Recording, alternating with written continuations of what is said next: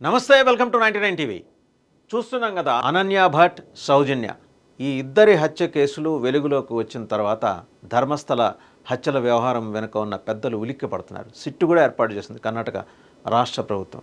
కానీ 1995 నుంచి 2014 మధ్య కొన్ని వందల మంది బాలికలు, యువతులు, మహిళల శవాల్ని నేత్రావతి నది ఒడ్డున పాతిపెట్టారు.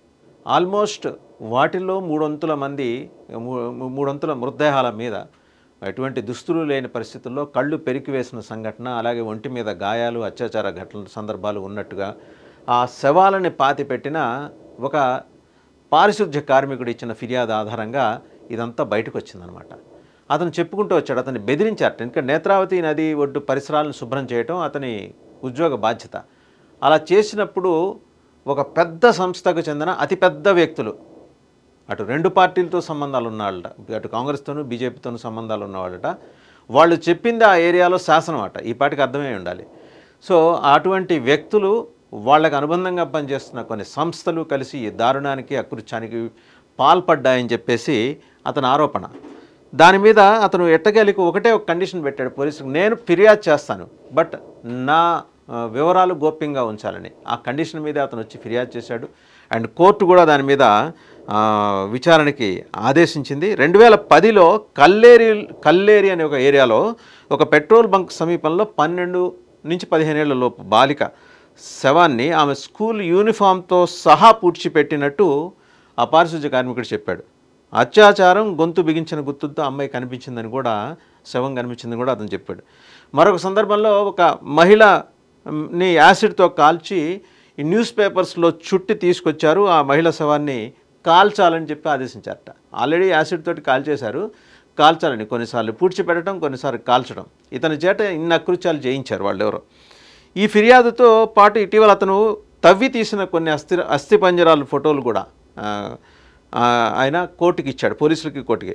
ఆయన ఆరోపణలకు ఆధారాలు ఉన్నాయని కూడా ఆయన చెప్పుకుంటూ వచ్చాడు. అతని ఫిర్యాదు ఆధారంగా జూలై 4వ తేదీ భారత న్యాయ సంహితలోని సెక్షన్ 211A కింద కేసు నమోదు చేశారు. సరే, అతనికి రక్షణ ఇచ్చారు, అతని వివరాలు గోప్యంగా ఉంచారు. ఎందుకంటే ఈ నేరాల వెనకాల ఉన్నవాళ్ళు చాలా పెద్ద వ్యక్తులు, శక్తులు. ఈ ఫిర్యాదు తర్వాత కర్ణాటక ప్రభుత్వం స్పెషల్ ఇన్వెస్టిగేషన్ టీంని ఏర్పాటు చేసింది. దీనికి ప్రణబ్ మొహంతి అనే సీనియర్ ఆఫీసర్ ఆయన సారథ్యం వహిస్తున్నారు. జూలై 13న ఈ కార్మికుడు బెల్తంగడి కోర్టులో ముసుగు ధరించి, చివరికి సాక్ష్యం ఇవ్వటానికి ముసుగు ధరించి భారీ భద్రత మధ్య వచ్చి తన వాంగ్మూలం, తన కన్ఫెషనో, తన అబ్జర్వేషనో కోర్టుకు సమర్పించాడు ఆయన. పోలీసులు శవాలను తవ్వి తీయడానికి కోర్టు అనుమతి కోసం దరఖాస్తు కూడా చేశారు. ఈ కేసు 2012లో సౌజన్య అనే 17 ఏళ్ల ఒక బాలిక రేపు హత్య కేసుతో ముడిపడి ఉండవచ్చునని భావిస్తున్నారు. సో మొత్తానికి ఈ సౌజన్య 2012లో she was brutally murdered, raped and murdered. ఇవి కాక ఇంకొక అనన్య భట్ అని ఒక MBBS స్టూడెంట్, ఆమె తల్లి సుజాత భట్ గారు వచ్చి ఆవిడ కూడా ఫిర్యాదు చేశారు. మొత్తం 2003లో అనన్య భట్ అనే MBBS విద్యార్థిని ఇక్కడ అదృశ్యమైందని చెప్పి ఆవిడ కూడా రిపోర్ట్ చేశారు. అలాగే తెలుగు రాష్ట్రాల నుంచి గడియారం శేషఫణి శర్మ అనే ఒక ఆయన కూడా 2004లో అదృశ్యమయ్యాట. గడియారం శేషఫణి శర్మ వాళ్ళు కూడా బెంగళూరు పోలీసులని అప్రోచ్ అయ్యారు. మ్యాంగ్లూరు పోలీస్ని అక్కడ అప్రోచ్ అయ్యారు. అదే ధర్మస్థల ఏరియాకి సంబంధించి సౌత్ కెనరా జిల్లా, అంటే దక్షిణ కన్నడ జిల్లా. అది చాలా ప్రసిద్ధ పుణ్యక్షేత్రం, అటు జైనులకి, ఇటు హిందువులకి మంజునాథ స్వామి ఆలయం, అలాగే అక్కడ జైనులకి శ్రావణ వెలగల అది ఆ పెద్ద విగ్రహం కూడా ఉంటుంది. అత్యంత పవిత్రమైన క్షేత్రం రెండు మతాలకు సంబంధించి. ఈ రెండు మతాలకి సంబంధించిన పవిత్ర క్షేత్రంలో అసాంఘిక శక్తులు ఎలా వచ్చి చేరాయి, ఇదంతా ఎందుకు జరిగింది, పైగా 20 years పాటు ఎట్లా జరుగుతూ వచ్చింది, అండ్ వీళ్ళనే ఎందుకు టార్గెట్ చేశారు, బాలికల్ని, యువతుల్ని, మహిళల్ని, 50-55 ఏళ్ల మహిళల వరకు వీళ్ళనే ఎందుకు టార్గెట్ చేశారు. ఒకే ఒక కేసు, గడియారం శేషఫణి శర్మ కేసు ఒక్కటే మిస్టరీగా ఉంది. ఎందుకంటే ఓన్లీ ఆయన ఒక్కరే, అంటే పురుషుల్లో టార్గెట్ అయింది ఆయన ఒక్కళ్ళే. అడవుల్లో ఆయన్ని చంపి పూడ్చిపెట్టారని, తర్వాత కాల్చారని చెప్పేసి ఆయన బంధువులు ఆరోపించారు. 1995 నుంచి జరుగుతుంటే ఇప్పుడు దాకా ఎందుకు బయటికి రాలేదు. ఇటీవల మనం కనుక చూస్తే ఆ శానిటేషన్ వర్కర్ ఇచ్చిన ఫిర్యాదు ఆధారంగా ఈ మొత్తం బయటకు వచ్చినాయి. 20 years పాటు ఎవరున్నారు, కళ్ళు పెరికేయటం, కిడ్నీలు లాక్కోవటం, ఇలాంటి సంఘటనలకు సంబంధించిన అనుమానాలను కూడా అతను కోర్టు ముందు వ్యక్తం చేశాడు.